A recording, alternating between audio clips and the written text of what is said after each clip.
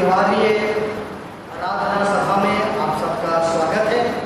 आइए हम अपनी आज की आराधना को हम प्रार्थना से शुरू करें।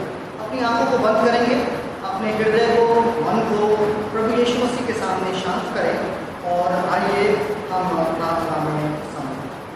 महान जीवित सामर्थी परमेश्वर, हमारे स्वर्गीय पिता, बड़ी आदर, भक्ति और दीनता के साथ में हम आपकी पवित्र उपस्थिति में प्रभु यीशु मसीह के नाम में आते हैं। इस वक्त में कोई हदिया या तोहफा नहीं लाते, अपने नापाक दिलों को आपके सामने लाते हैं। प्रभु यीशु मसीह के लहू में धोकर हमें पाक और पवित्र करें और प्रभु जी अपनी सामर्थ्य से, अपनी पवित्र आत्मा के अभिषेक से, भरपूरी से और अपने प्रेम से हमको भरपूर करें, अपनी उपस्थिति से हमको भरपूर करें, ताकि खुदावंद आज हम आपके सामने एकत्रित होते हुए खुदावंद यीशु मसीह के नाम में हम खुदावंद आपकी बड़ाई करें, आपकी स्तुति करें, आपकी आराधना करें, आपकी वंदना करें। और खुदावंद हमारा आपके सामने इकट्ठा होना, खुदावंद आपसे प्रार्थना आराधना करना, आपके चरणों पर बैठकर अपने समय को बिताना, वचनों की तरफ अपने ध्यान को लगाना, खुदावंद ये सब कुछ ग्रहण योग्य ठहरे। खुदावंद बाप आसमानी, बीते सप्ताह में आपने हमको अच्छी तरीके से रखा है, हम इसके लिए आपका धन्यवाद देते हैं। सुबह के इस नए सप्ताह के रोशनी के लिए और खुदाबंद साथ ही साथ आराधना के समय के लिए हम आपको धन्यवाद देते हैं। अपना जीवन का ये पल जो कि आराधना में हम बिता रहे हैं और खुदाबंद हम अपने आप को आपके हाथों में सौंपते हैं कि खुदाबंद आपके नाम की महिमा हो, आप बढ़ने पाएँ और हम घटने पाएँ। प्रार्थना स्वीकार करिए, हमारे अपराधों के लिए हमें क्षमा करिए, कि हम ये विनती प्रभु यीशु मसीह के नाम से मांगते हैं। भजन संहिता 67 में परमेश्वर का पाक कलाम हमको प्रेरित करता है, जहाँ पर धन्यवाद का गीत कुछ इस प्रकार से हम सबके ईमान के लिए लिखा गया है। परमेश्वर हम पर अनुग्रह करे और हमको आशीष दे, वे हम पर अपने मुख का प्रकाश चमकाए, जिससे तेरी गति पृथ्वी पर और तेरा किया हुआ उद्धार सारी जातियों में जाना जाए। हे परमेश्वर, देश देश के लोग तेरा धन्यवाद करें, देश देश के सब लोग तेरा धन्यवाद करें, राज्य राज्य के लोग आनंद करें और जय जयकार करें, क्योंकि तू देश देश के लोगों का न्याय धर्म से करेगा और पृथ्वी के राज्य राज्य के लोगों की अगुवाई करेगा। कि परमेश्वर, देश देश के लोग तेरा धन्यवाद करें, देश देश के सब लोग तेरा धन्यवाद करें। भूमि ने अपनी उपज दी है, परमेश्वर जो हमारा परमेश्वर है उसने हमें आशीष दी है। परमेश्वर हमको आशीष देगा और पृथ्वी के दूर दूर देश के सब लोग उसका भय मानेंगे। आइए मेरे प्रियो, हम लोग अब प्रेज एंड वर्शिप में शामिल होंगे। सो आइए हम ऊंचे स्वर के साथ में परमेश्वर का गुणगान।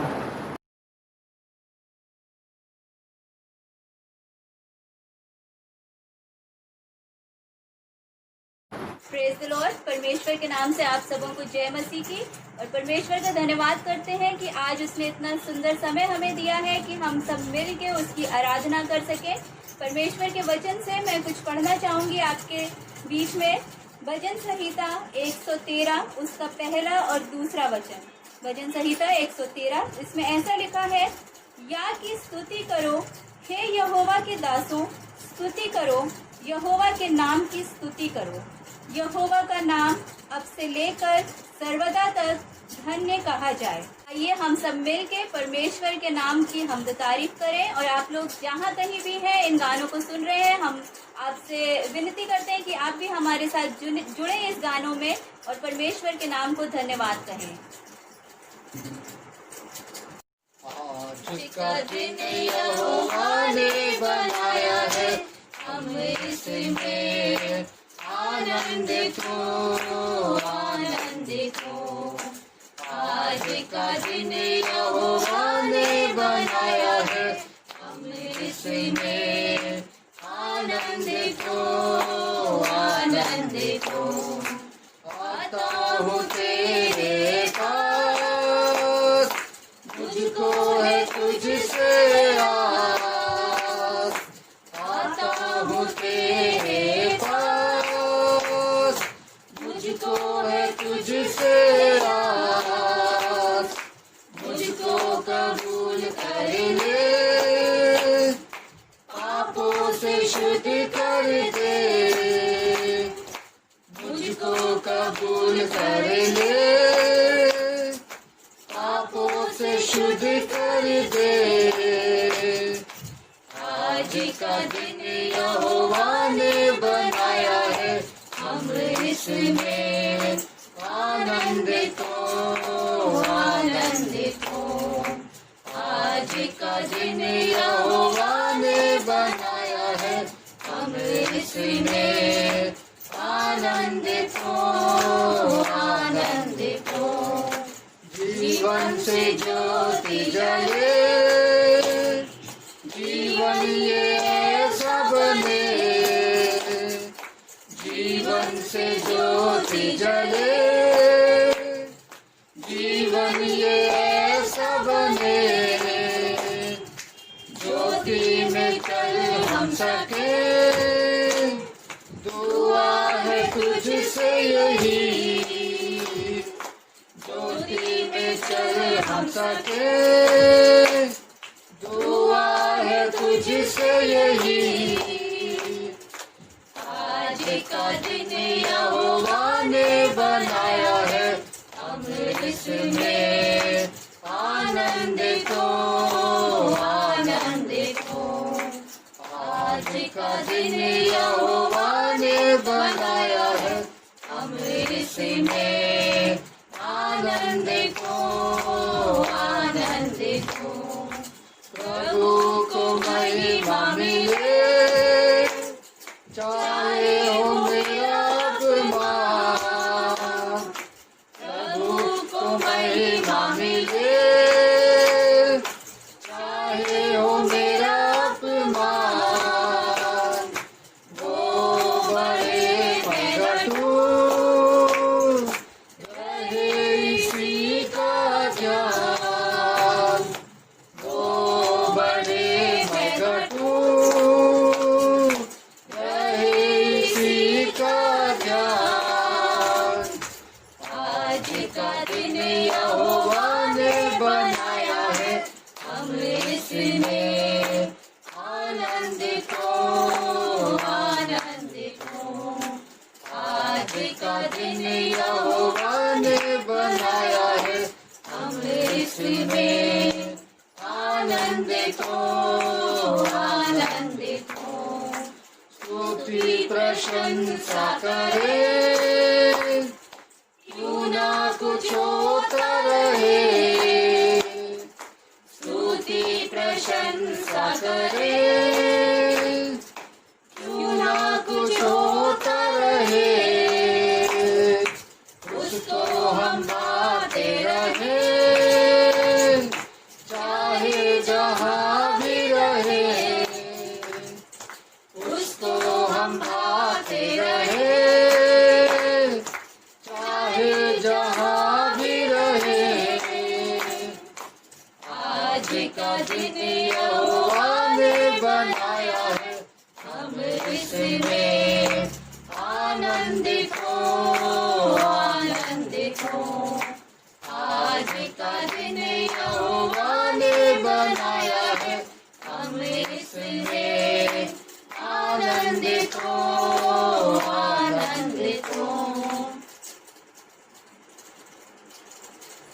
जय जय राम यीशु नाम, गाऊं मैं सुबह शाम। जय जय राम यीशु नाम, गाऊं मैं सुबह शाम। जय जय राम यीशु नाम, गाऊं मैं सुबह शाम। जय जय राम यीशु नाम, गाऊं मैं सुबह शाम।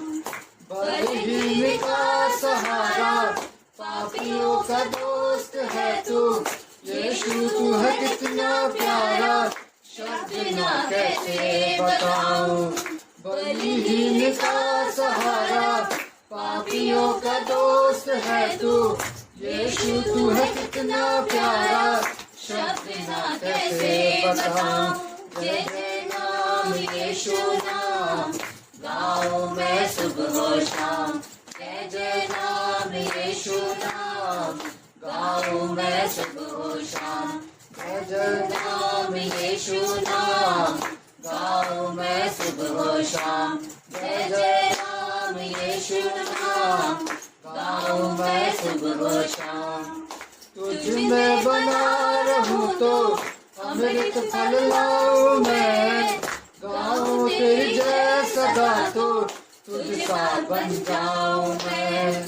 तुझ में बना रहूं तो अमृत फल लाऊं मैं, गाऊं तेरी जय सदा तो तुझसा बन जाऊं मैं।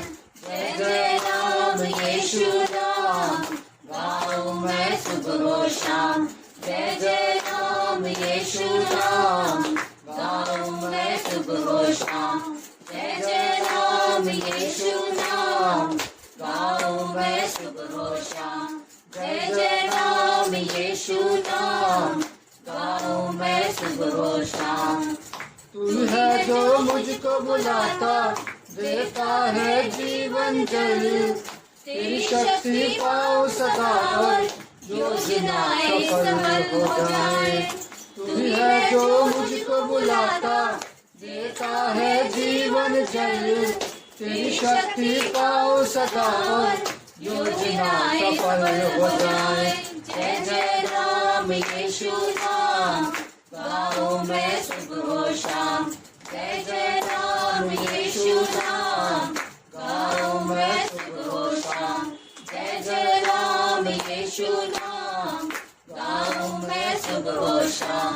जय जय नाम यीशु नाम, गाऊं मैं सुबह और शाम। आइए अब हम सब लोग प्रार्थना के भाव में आके इस गाने को गाएं, अपने सरों को झुकाएं। तेरी इच्छा पूरी हो जाए, हाथों में तेरे जीवन है ये।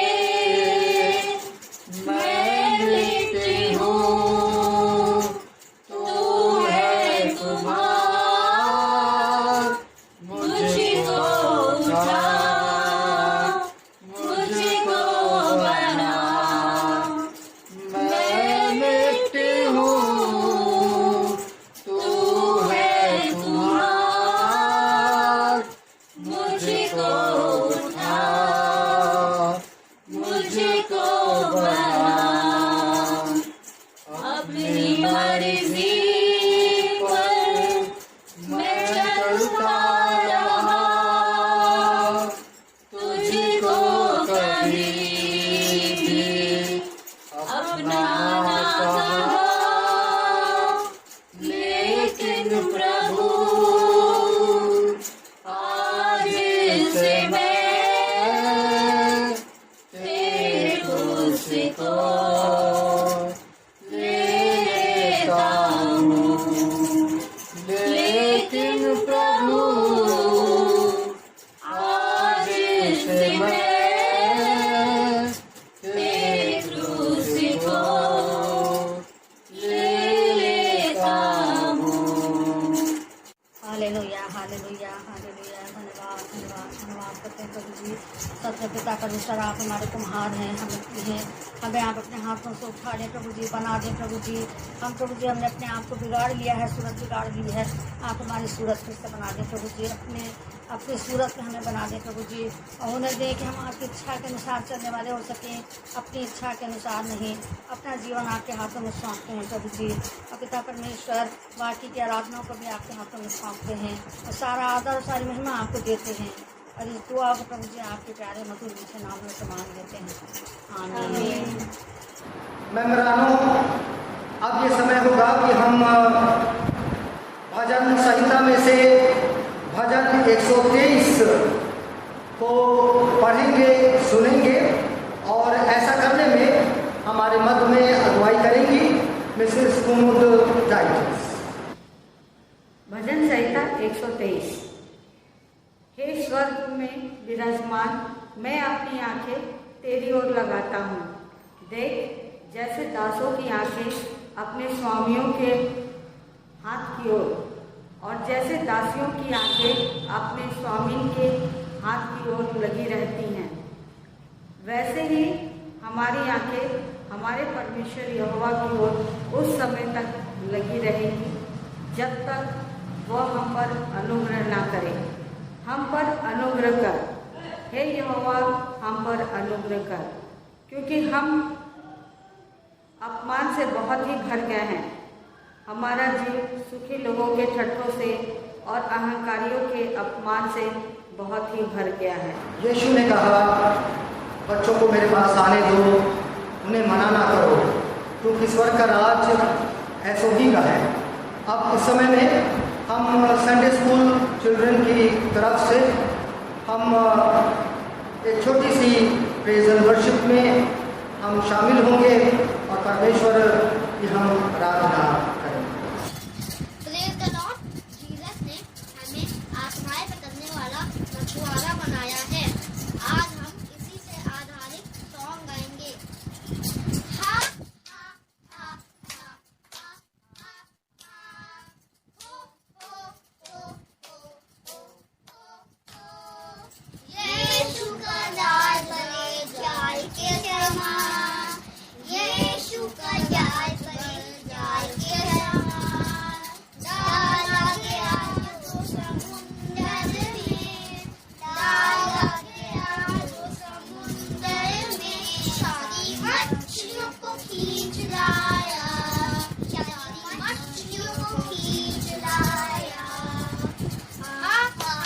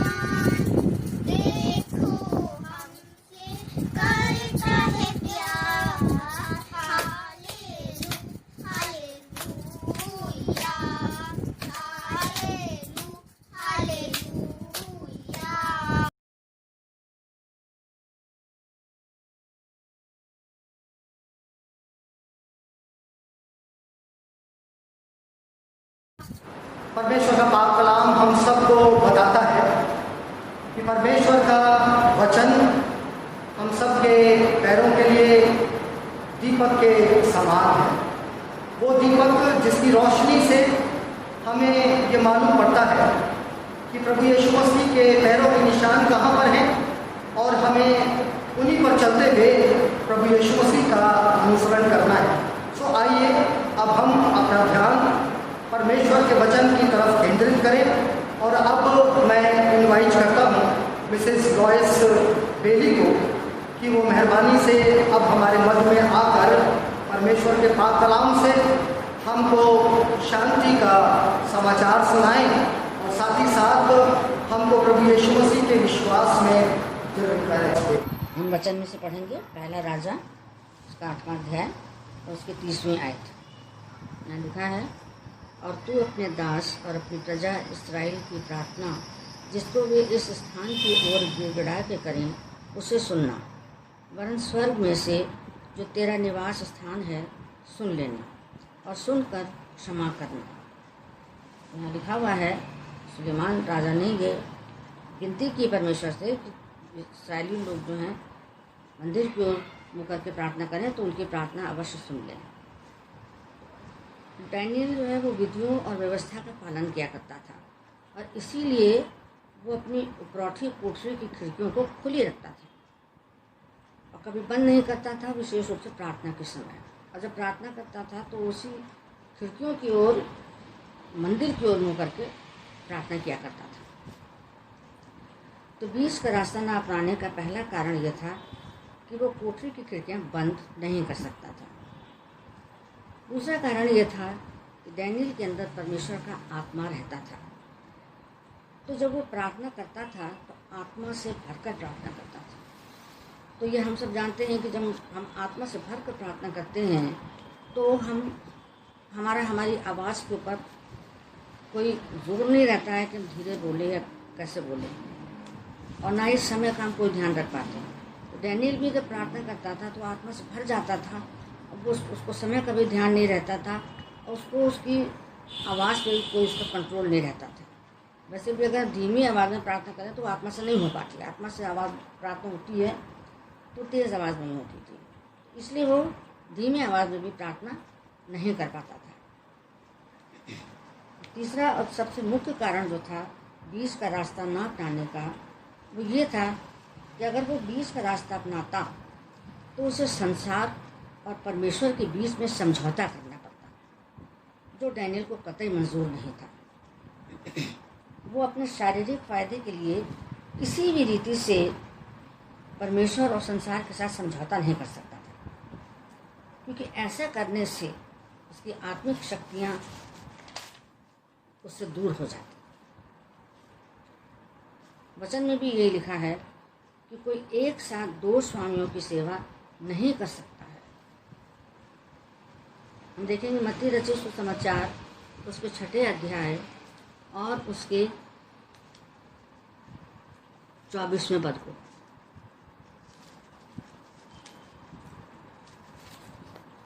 मत्ती 6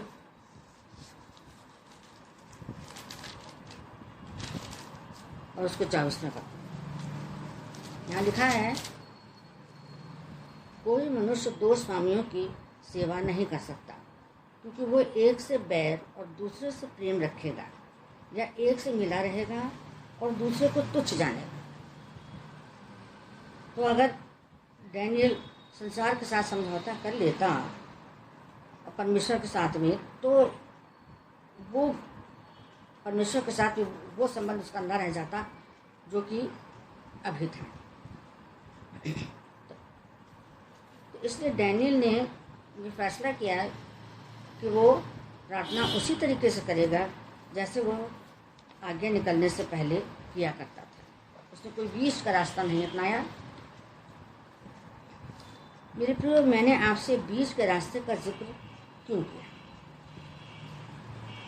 क्योंकि हमारे सामने भी कभी ऐसा समय आ सकता है जब यीशु के पीछे चलने पर लोग हमें शारीरिक कष्ट पहुंचाएं। ऐसे समय में हमारे सामने भी कोई 20 का रास्ता अपनाने की परीक्षा आ सकती है। लेकिन हमें बीच का रास्ता नहीं अपनाना है, क्योंकि ये बीच का रास्ता शैतान की ओर से होता है और ये बीच का रास्ता अपनाने से हम परमेश्वर से दूर ही हो जाते हैं। क्योंकि मृत्यु के बाद हमारे पास केवल 2 ही स्थान हैं, या तो अनंत जीवन या फिर अनंत मृत्यु। कोई तीसरा बीच का स्थान नहीं है। वैसे भी परमेश्वर को बीच का रास्ता अपनाने वाले लोग या बीच के टाइप के लोग पसंद नहीं है। वचन में हम देखेंगे प्रकाशित वाक्य उसका 3 अध्याय और उसकी 15 और 16 आयत। प्रकाशित वाक्य 3 अध्याय 15 और 16 आयत।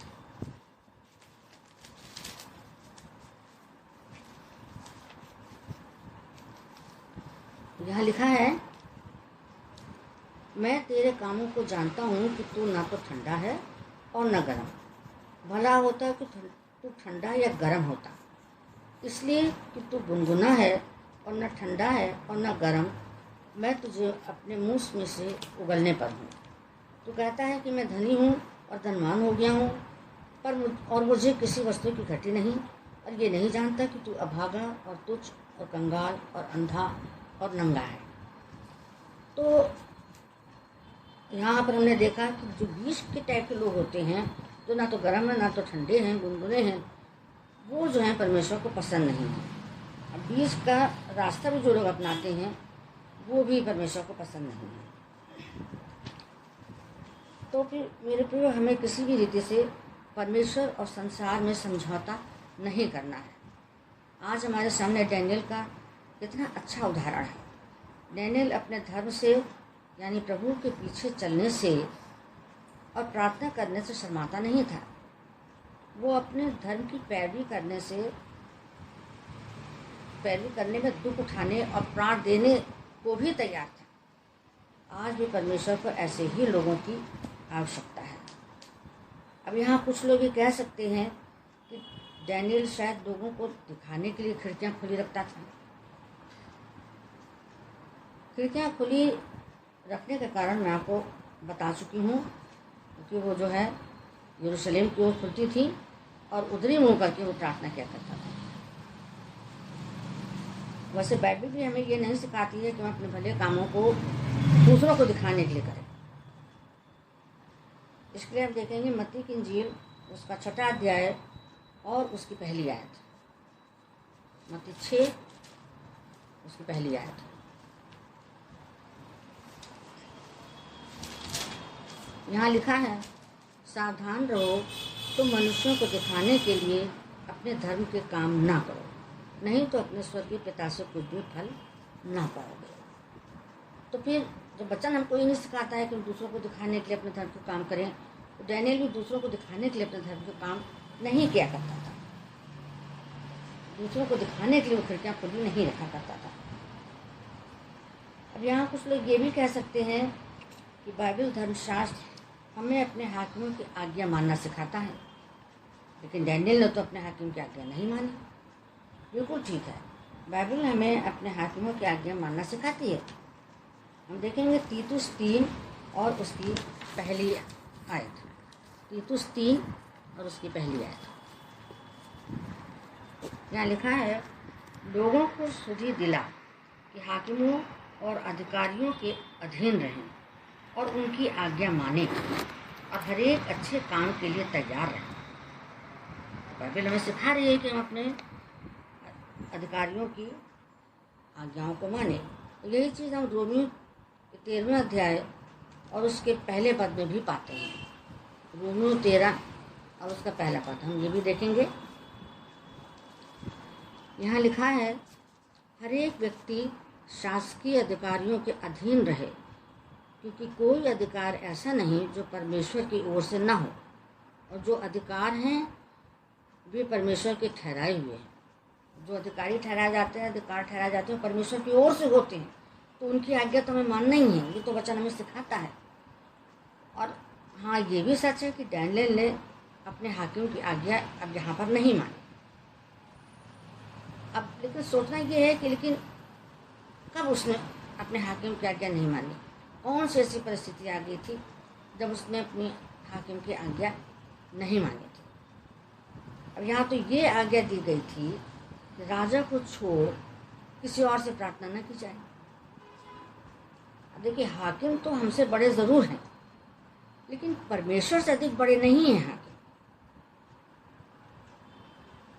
वैसे भी परमेश्वर ने हमें 10 आज्ञाओं में पहली ही आज्ञा ये दी है कि तू प्रभु अपने परमेश्वर को छोड़ किसी और को ईश्वर करके न मानना। हम देखेंगे निर्गमन 20 और उसकी 3री आयत। यहाँ पर लिखा है, निर्गमन 20 और उसकी 3री आयत में लिखा है, तू मुझे छोड़ दूसरों को ईश्वर करके न मान। तो हमको अपने हाकिमों को ईश्वर से ज़्यादा बड़ा स्थान नहीं देना है।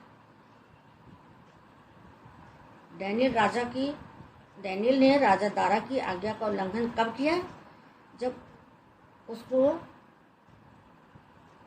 वो आज्ञा जो थी वो परमेश्वर से अलग कर रही थी, तब उसने उस आज्ञा को नहीं माना।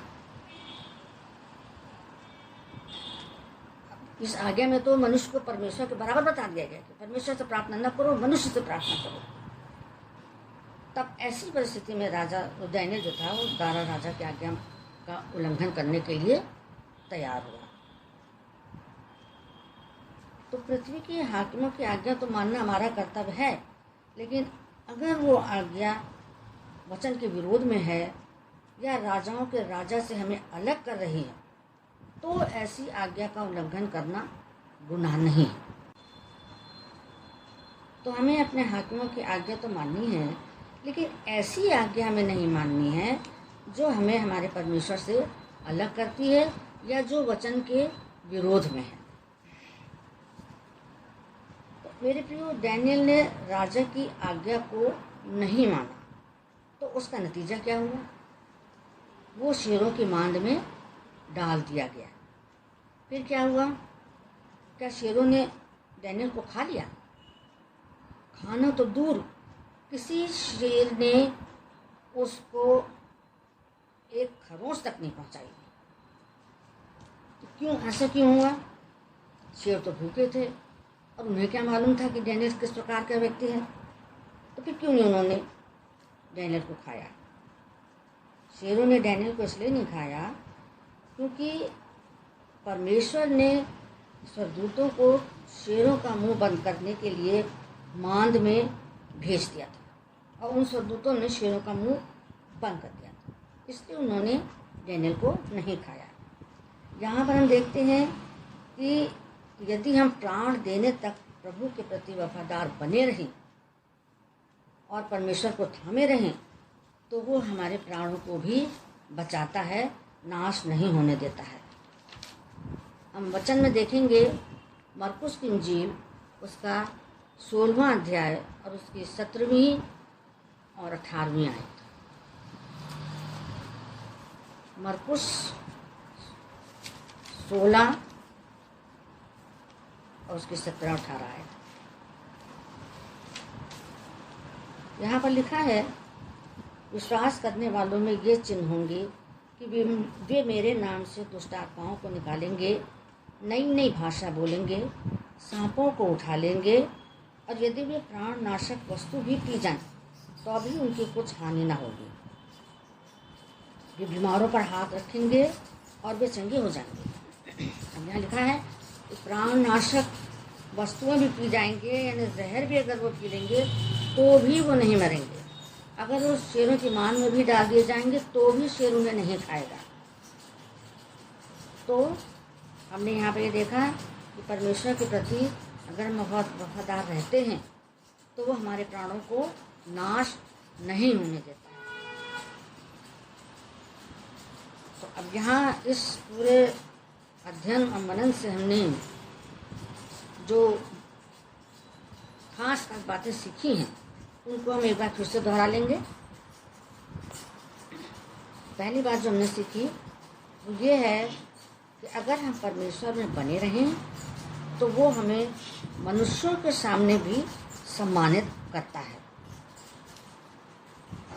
दूसरी बात हमने सीखी कि हमारे सामने चाहे कितनी भी बड़ी परीक्षा आए, हमें अपने प्रार्थना के जीवन को कम नहीं करना है।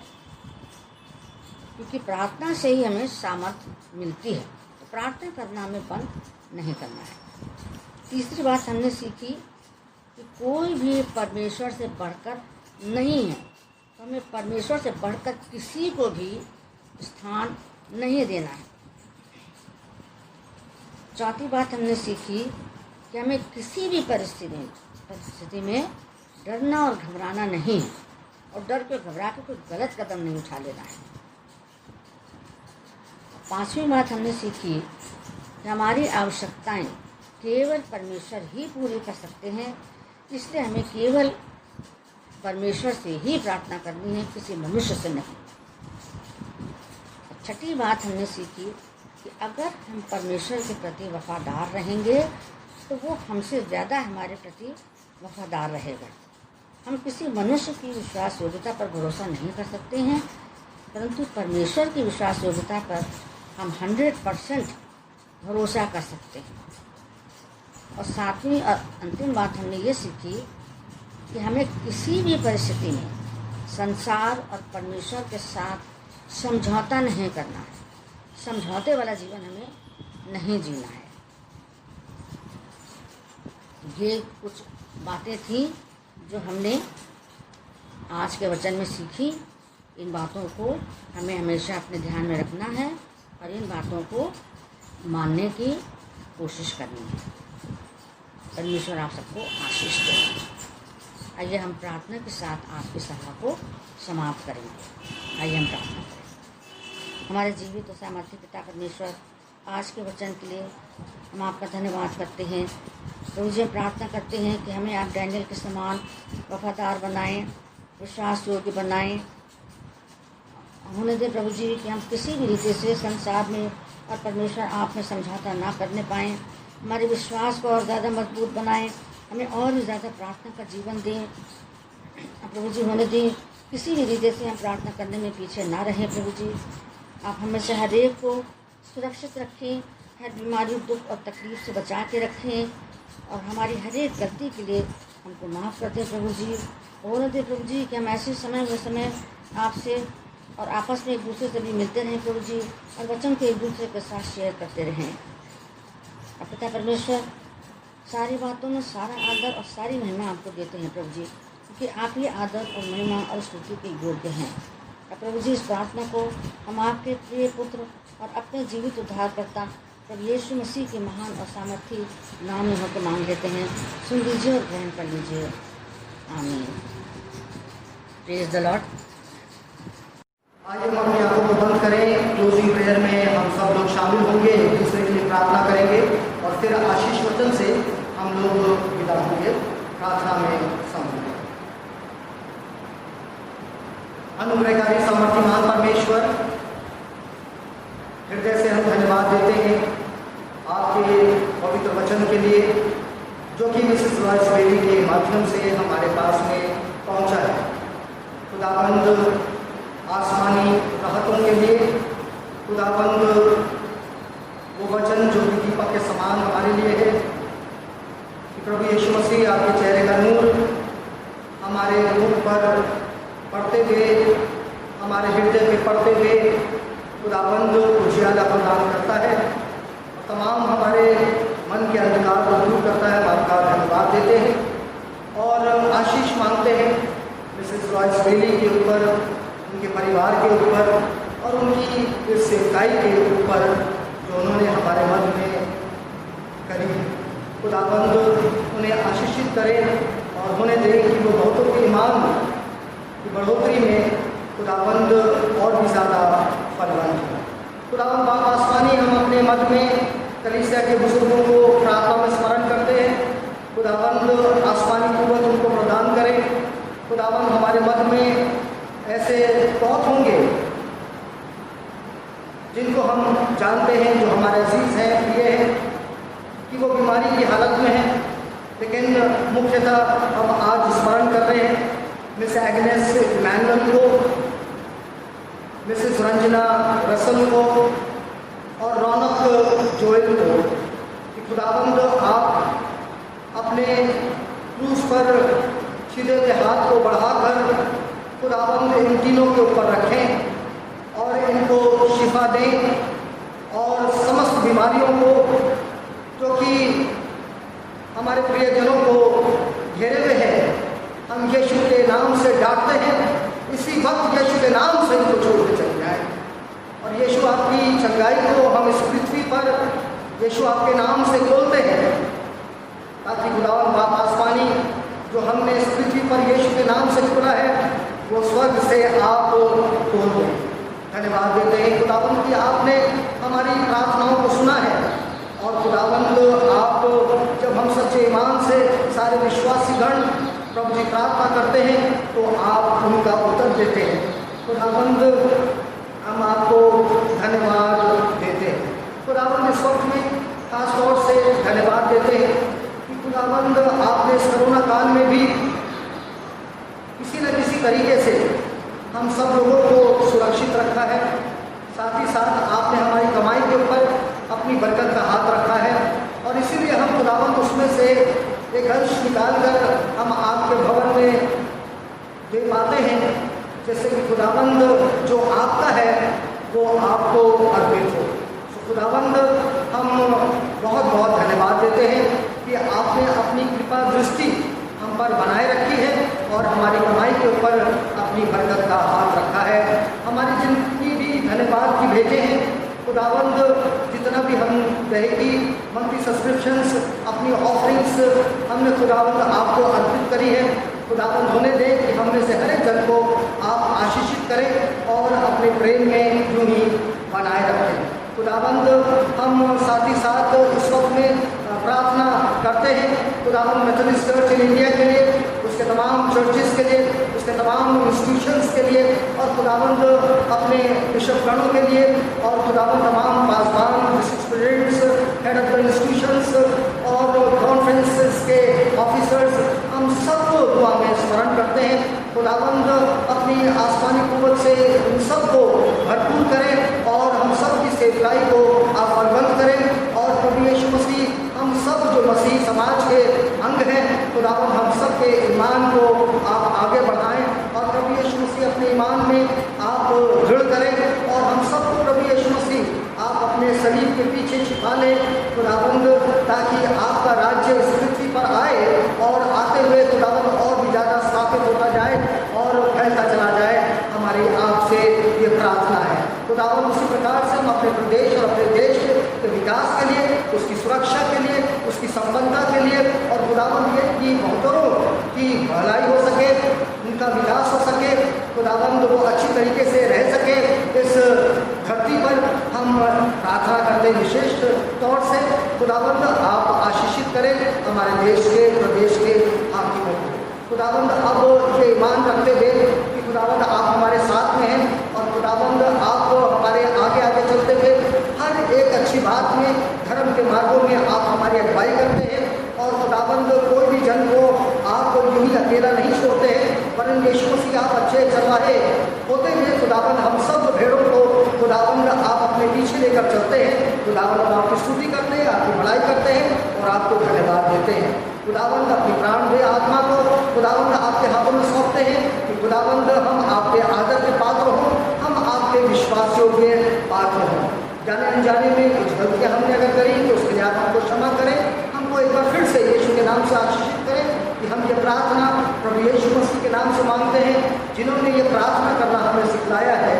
ऐ हमारे बाप तू जो आसमान पर है, तेरा नाम पाक माना जाए, तेरी बादशाहत आए, तेरी मर्जी से आसमान पर पूरी होती है वैसे ही ज़मीन पर भी हो। हमारी रोज़ की रोटी आज हमें बख्श दे, जिस प्रकार से हम अपने कसूरवारों को माफ़ करते हैं तू भी हमारे कसूरों को माफ़ कर, हमें आज़माइश में न डाल परंतु बुराई से बचा, चूँकि बादशाहत, कुदरत और जलाल हमेशा तेरे ही है। आमीन। अब हमारे प्रभु यीशु मसीह का अनुग्रह, पिता परमेश्वर का प्रेम और पवित्र आत्मा की संगति और सहभागिता अब से लेकर हमेशा तक हम सभी लोगों के साथ में होती रहे, जब तक कि हम जब दोबारा न मिले। आमीन।